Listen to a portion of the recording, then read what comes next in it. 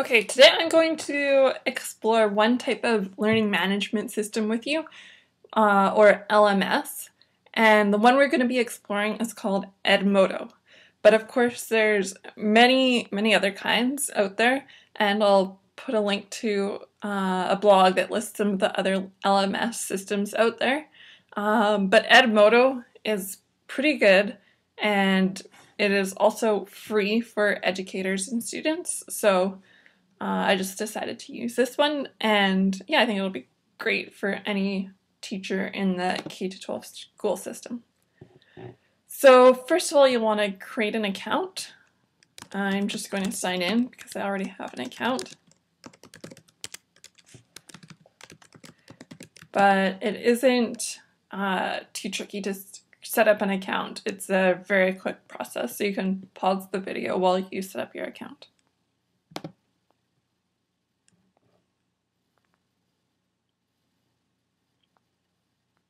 So LMS systems are really important for Web 2.0 teachers because it provides a place on the internet where you can compile all your materials, resources, links. So once you've created your account on Edmodo, you should end up on a page looking like this.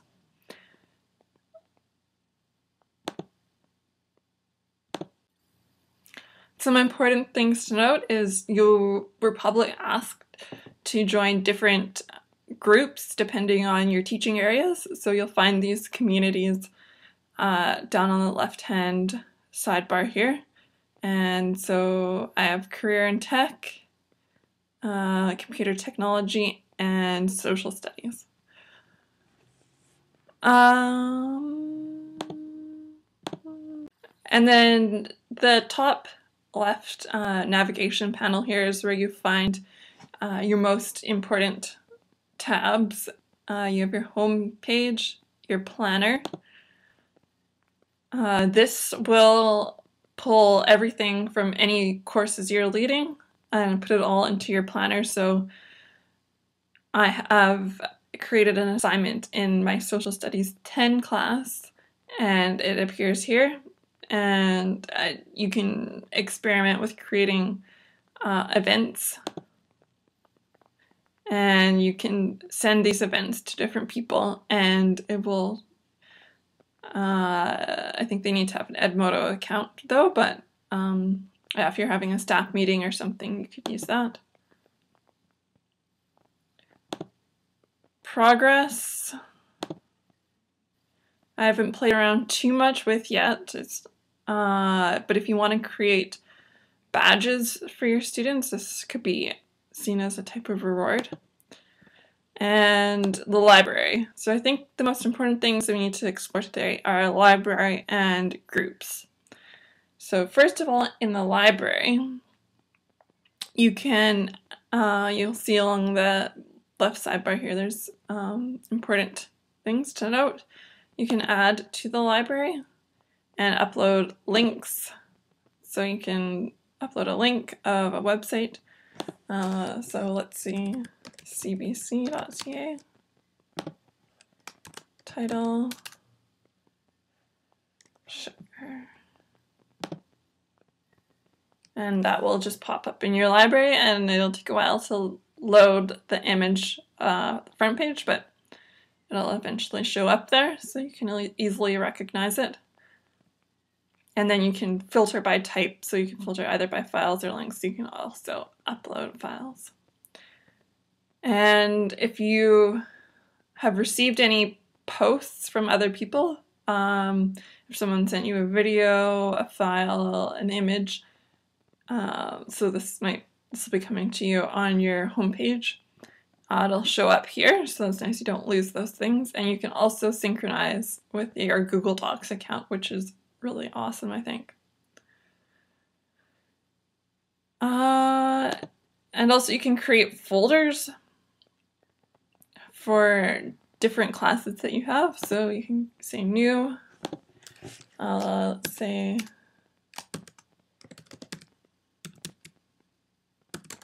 computer technology, create. And then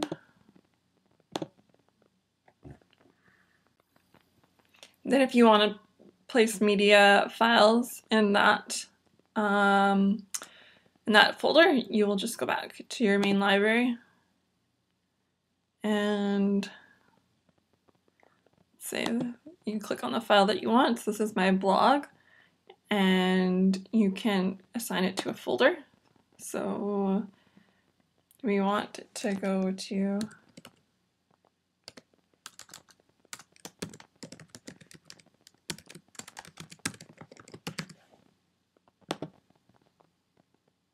computer technology. Now, let's see if that works.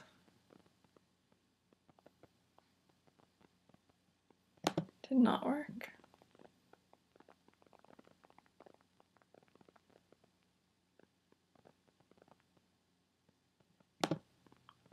So again, we're going to try. I got the folder, computer technology.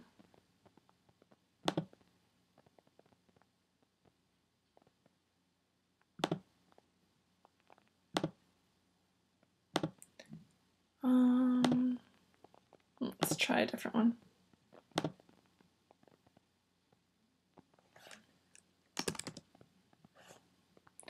So there we go. It might not be because the computer technology folder is so new that hasn't really had time to process it yet. So we'll just put this one in Social Studies 10. And there you can see it shows up there.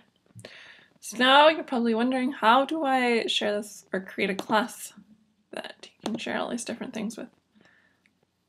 So you want to go home, and then the way to create your classroom or your LMS system for your classroom is to create a group. So you want to create on the left hand sidebar there, click create group, and computer technology, say grade 11, computer technology. Advanced options, you can make sure all your students are only assigned as read-only. So that means they won't be able to comment on anything, or that you will be the moderator of all posts and replies.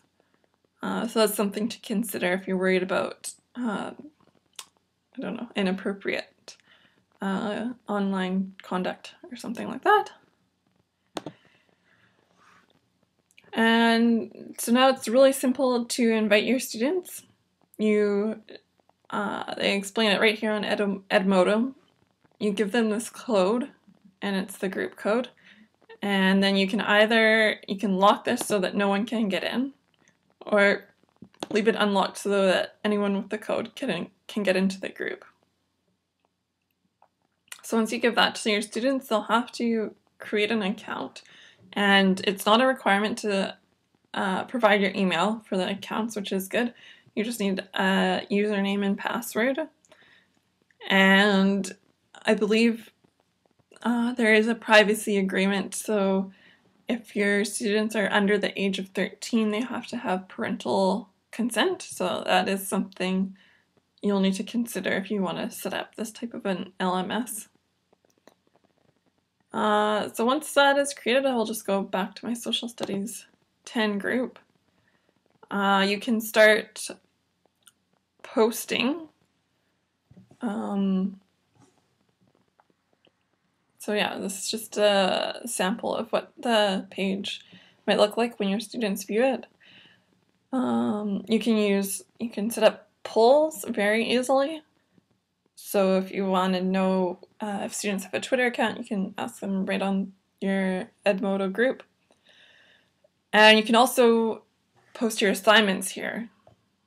And one thing I like to do, or in my own school studies, is know all the assignments for the year or for the semester before they're due. So can't really find an easy way to do this on this site, but if you just post all the assignments at once and then go up here to filter posts by, you can filter posts by assignments, and then they'll they will all, I just have one here now, but they would all show up there. So if your students know that, then that would be an easy way to get around that problem.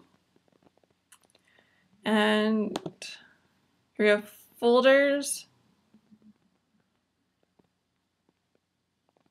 And yeah, you can allow your members to access the Social Studies 10 folder. And how I did this was you have to go back to your library and go to the Social Studies 10 folder and then folder sharing, and you just click on whatever group you want to share your folder with. So let's go back to our group. And yeah, you can have alerts. So that's something really important. You need to remind your students about a test. Notes, maybe you want to post a link, something interesting you've read in the news. And here's where you add your assignments. So you just state the assignment title. And if you already have old assignments that you want to reuse, then you can load them there. And describe the assignment, provide a due date, and you can also attach a file or a link. Or, let's see, link to your library. Or add something from your library. And yeah, so this is where you access your folders. This is where the members will be listed once you have all your class members on. And then once you have members listed, you can put them into small groups as well. So yeah, I think that would be good for projects and group projects. So something worthwhile to note. But yeah, it's just a matter of logging onto the site and figuring it out for yourself, but hopefully that will get you started. And please let me know if you have any more questions. Thank you for watching.